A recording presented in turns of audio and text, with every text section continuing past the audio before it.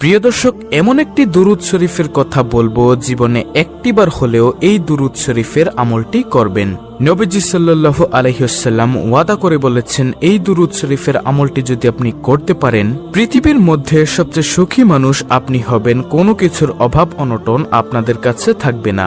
টাকা পয়সা, ধন দৌলত, মান সম্মান সবকিছু আল্লাহ রাব্বুল আলামিন আপনাদেরকে দিবেন। যারা অসুস্থ আছেন তাদেরকে আল্লাহ তাআলা সুস্থ করবেন এবং পৃথিবীর মধ্যে আল্লাহ আপনাকে সম্মানিত করে দিবেন। আল্লাহু আকবার। এবং এই পৃথিবী থেকে যখন আপনি চলে যাবেন, তখন কবরের মধ্যে যাওয়ার পর নবীজিকে দেখিয়ে জিজ্ঞাসা করা হবে, এই ব্যক্তি কে? তখন নবীজিকে আপনি কবরের মধ্যে দেখে চিনতে পারবেন ইনশাআল্লাহ। কবরটা হবে খুবই ভয়ঙ্কর। নবীজিকে যদি আপনি না চিনেন, আপনার স্থান হবে জাহান্নাম। আর আপনি এই দুরূদ শরীফের আমলটা যদি করতে পারেন, তাহলে অবশ্যই নবীজিকে কবরের মধ্যে দেখে চিনতে পারবেন এবং বলতে পারবেন, ইনিই হচ্ছে আমার নবী, বিশ্বনবী, আখিরি নবী, নবী মুহাম্মদ সাল্লাল্লাহু আলাইহি ওয়াসাল্লাম। এত পাওয়ারফুল এই শ্রেষ্ঠ দুরূদ শরীফটা। তাই আমি আপনাদেরকে এই শ্রেষ্ঠ দুরূদ শরীফের আমলটা সম্পর্কে বলে দিব। কবরের মধ্যে আপনাদের কোনো ভয় থাকবে না। এবং যেই হাসরের ময়দানে মানুষ হাহাকার চিৎকার করবে, এই হাসরের ময়দানেও আপনাদের কোনো ভয় থাকবে না। এবং হাসরের ময়দানে আল্লাহ রাব্বুল আলামিন আপনার হিসাবটা একেবারে সহজভাবে নিবে, এই দুরূদ শরীফটা যদি আপনি পাঠ করতে পারেন, দুরূদ শরীফের আমল করতে পারেন। কিন্তু প্রিয় দর্শক, একটি শর্ত হলো, শুধু দুরূদ পাঠ করলেই হবে না, পাশাপাশি আপনাকে নবীজির সুন্নত এবং আল্লাহর ফরজ বিধানগুলো পালন করতে হবে।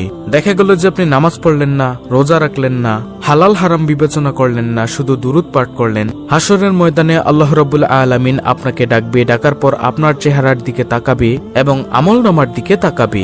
তাকিয়ে আল্লাহ রাব্বুল আলামিন বলবে, যাও বান্দা, তোমাকে আমি ক্ষমা করে দিলাম। তখন আর কোনো প্রশ্ন করবেন না। এই দুরূদের উসিলায় আপনি বিনা হিসেবে হাসতে হাসতে জান্নাতের মধ্যে প্রবেশ করতে পারবেন ইনশাআল্লাহ, যদি আল্লাহ দয়া দেন।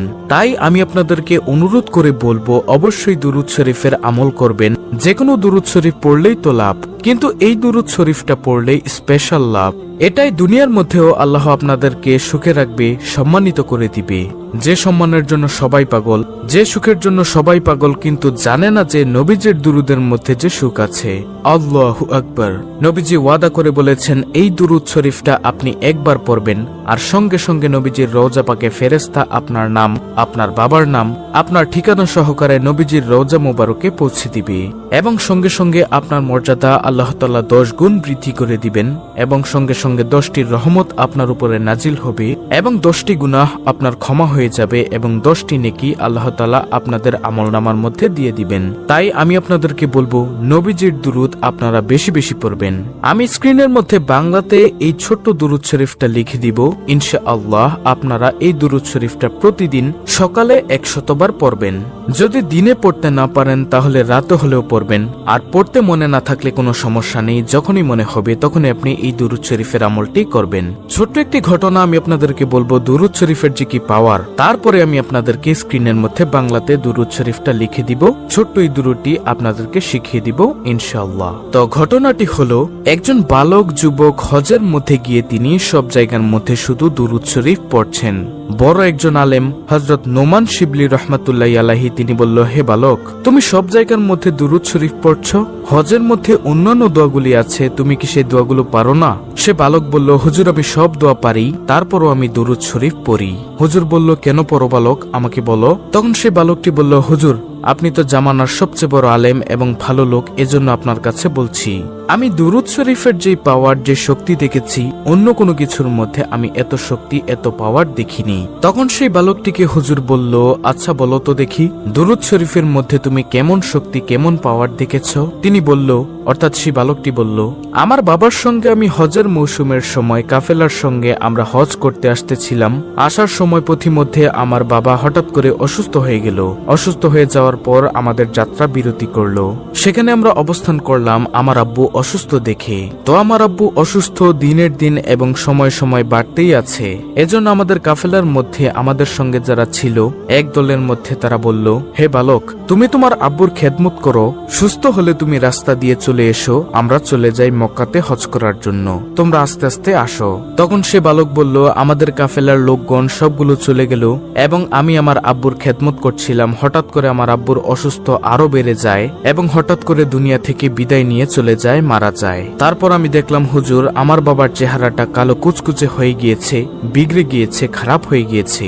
আমি দুশ্চিন্তায় পড়ে গেলাম, হায়রে, এমন একটি জায়গার মধ্যে, মরুভূমির মধ্যে আমার আব্বুর এই অবস্থা, আশেপাশে কোনো মানুষও নেই। যদি কোনো মানুষ দূর থেকে এসে দেখে আমার আব্বুকে এভাবে খারাপ চেহারা হয়ে গেছে, বিকৃত কালো হয়ে গেছে চেহারাটা, তখন মানুষ কি মনে করবে? তখন তিনি অর্থাৎ বালকটি কান্না করতে করতে বাবার চেহারার মধ্যে কাপড়টা দিয়ে ঘুরে কান্না করতে করতে সেই জায়গার মধ্যেই মনের অজান্তে ঘুমিয়ে গেছে। তিনি বললেন, অর্থাৎ বালকটি বলল, আমি ঘুমের মধ্যে দেখলাম একজন সাদা জুব্বার সাদা পাগড়ি পরে আমার আব্বুর কাছে আসলো। আসার পর আমার আব্বুর কাপড়টা মুখের থেকে দূর করলো। সরানোর পরে আমার আব্বুর বিকৃত চেহারাটা, খারাপ কালো চেহারাটা, তিনি তার মধ্যে তার হাতটাকে মুছে দিলেন, হাতটাকে বুলিয়ে দিলেন, মুছে দেওয়ার সঙ্গে সঙ্গে আমার আব্বার চেহারাটা নূরে নূরান্বিত হয়ে গেল, সুন্দর হয়ে গেল, চোখ ঝলমল করতেছিল। তখন আমি স্বপ্নের মধ্যেই বললাম, আপনি কে? তিনি চলে যাচ্ছিলেন। আমি পিছনের দিক দিয়ে গিয়ে বললাম, আপনি কে বলে যান, না হয় আপনাকে ছাড়বো না। কারণ এমন কঠিন সময়ের মধ্যে আমরা বিপদের মধ্যে পড়ে গিয়েছি, আর আপনি আসলেন, এসে আমার বাবাকে সাহায্য করলেন, আমার আব্বার চেহারাটাকে আপনি সুন্দর করে দিলেন। আপনি কে? আপনার পরিচয় আমি জানতে চাই। তখন তিনি বললেন, অর্থাৎ ওই সাদা জুব্বা পাগড়ি পরা তিনি বললেন, আমি আর কেউই নই, আমি হলাম বিশ্বনবী, আখিরি নবী মুহাম্মদ সাল্লাল্লাহু আলাইহি ওয়াসাল্লাম। সুবহানাল্লাহ। তখন তিনি বললেন, আপনি কেন এসেছেন ইয়া রাসূলুল্লাহ সাল্লাল্লাহু আলাইহি ওয়াসাল্লাম? আপনি নিজে চলে এসেছেন কেন? আল্লাহর রাসূল তখন বললেন স্বপ্নের মধ্যে, তোমার বাবা দৈনিক দিনে 100 বার দুরূদ শরীফ পড়ে, রাতে 100 বার দুরূদ শরীফ পড়ে। আজকের দিনেরটা আমি পেয়েছি কিন্তু রাতেরটা পাই না। ফেরেশতাদেরকে জিজ্ঞাসা করলাম। ফেরেশতা তখন বলল, আপনার সেই আশেক, আপনার ভক্ত যে দুরূদ শরীফ পাঠ করে, আপনার উম্মত সে তো খুব বিপদের মধ্যে আছে, দুনিয়ার মধ্যে ভালো আমল করে না, এজন্য চেহারাটা পাল্টে গিয়েছিল, বিগড়ে গিয়েছিল, এজন্য রাতের দুরূদটা সে পাঠাতে পারে না।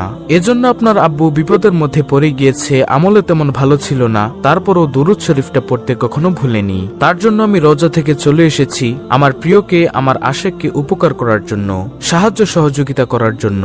সুবহানাল্লাহ। তারপরে আল্লাহর রাসূল সাল্লাল্লাহু আলাইহি ওয়াসাল্লাম চলে গেলেন।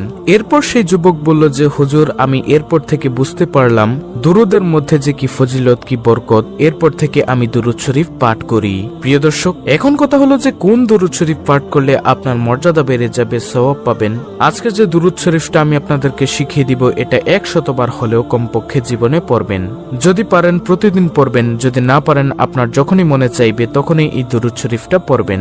প্রিয় দর্শক, আর সেই দুরূদ শরীফটা হলো, আল্লাহুম্মা সাল্লি আলা মুহাম্মদ কুল্লামা যাকারাহু যাকিরুন ওয়া কুল্লামা গাফালা আন যিকরিহিল গাফিলুন।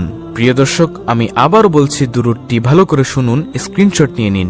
আল্লাহুম্মা সাল্লি আলা মুহাম্মদ কুল্লামা যাকারাহু যাকিরুন ওয়া কুল্লামা গাফালা আন যিকরিহিল গাফিলুন। খুবই পাওয়ারফুল একটি দুরূদ, আপনারা প্রতিদিন 100 বার করে হলেও পড়বেন।